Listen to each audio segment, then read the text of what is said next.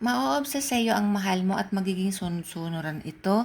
Gawin mo lang ang spell na may paniniwala, mag-focus ka, kailangan i-manifest mo si target mo habang ginagawa mo ang spell ni ito.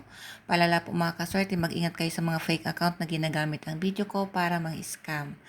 Pag naisulat mo na ang pangalan ni target mo, gamit ang kahit na anong kulay na panulat, punitin mo ito sa mga gilid para malagyan mo ito ng enerhiya. Ang pinakamabisa po sa paggawa ng ritual, kailangan si target mo ang iniisip mo na may pagmamahal. Pag napunit mo na po, ay kumuha ka ng iyong laway. Huwag ka na pong mandiri kasi galing din naman yun sa'yo. Basain mo ito ng laway mo. Pag ito nabasa mo ng laway, basa na yung pangalan ni target mo, lagyan mo na ito ng cinnamon powder. Pag nalagyan nyo na po, tupiin mo lamang ito papasok sa iyo ng 3 beses.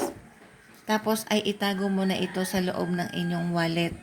Pwedeng sa likod ng cellphone case or pwede sa wallet.